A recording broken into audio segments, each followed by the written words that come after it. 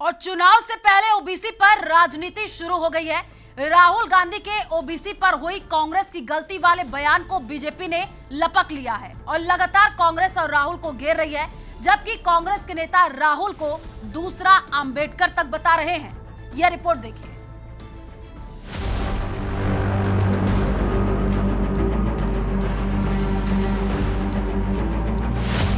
चुनावी समय आता है तो जाति की बातें लगती हैं। मान अपमान, पिछड़ापन, इतिहास, आरक्षण और जाति जनगणना, हक और भागीदारी की बातें होने लगती हैं। कांग्रेस सांसद और लोकसभा में नेता प्रतिपक्ष राहुल गांधी को कुछ ऐसी ही बातें, कुछ ऐसी ही गलतियां दिल्ली में आयोजित कांग्रेस के भागीदारी न्याय महासम्मेलन में याद आने लगी, जिनकी वजह से ओबीसी पर पुरानी सियासी लड़ाई को नया रंग मिल गया। एक गलती मैंने की, क्या थी? जो ओबीसी वर्ग है उसका जिस प्रकार से मुझे प्रोटेक्शन करना था मैंने नहीं किया। अगर मुझे आपकी हिस्ट्री के बारे में, आपके इश्यूज के बारे में थोड़ा सा भी ज्यादा मालूम होता, मैं तभी जाति जनगणना करा देता। राहुल गांधी का ये बयान जहां बीजेपी को उनके ऊपर हमला करने का मौका देता है, तो वहीं कांग्रेस नेताओं को यहां तक कहने के लिए प्रेरित कर देता है कि राहुल गांधी दूसरे अंबेडकर साबित हो रहे हैं।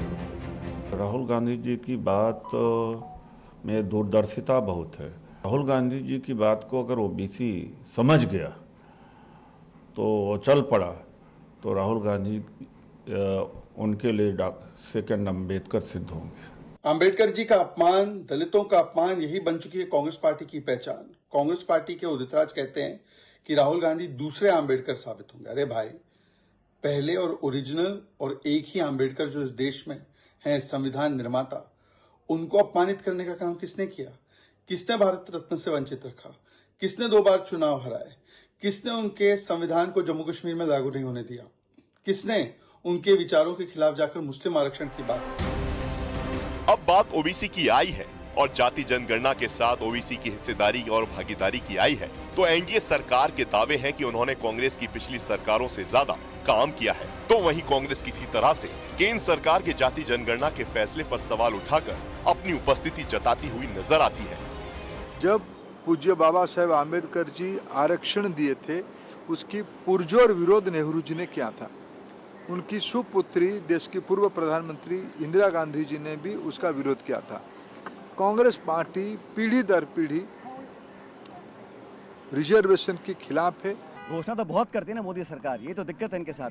वास्तव में अब जनगणना की घोषणा करिए, कब होगा, किस आधार पे होगा और क्या मापदंड होंगे, सिर्फ लोगों की जाति जानने के लिए हम नहीं चाहते हैं। एक कॉलम में ऐड कर दीजिए कि किस जाति का, हमें पता है कौन किस जाति का है।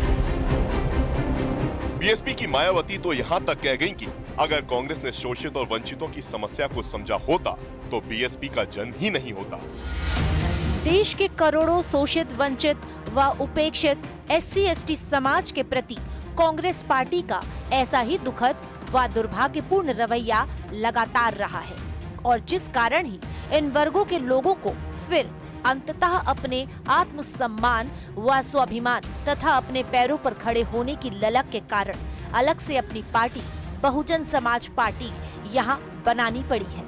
दरअसल ये सिर्फ जाति के आधार पर हुए भेदभाव के इतिहास की बात नहीं है, बल्कि उस इतिहास की बुनियाद पर आजाद भारत में से चली आ रही सियासत को वोट में कन्वर्ट करने की वही कवायद है। ओबीसी आदि आबादी का हिस्सा है, लिहाजा उनकी हिस्सेदारी और भागीदारी सियासत का अहम औजार बन जाती है, जिसमें हर राजनीतिक पार्टी अपना हिस्सा तलाश रही है।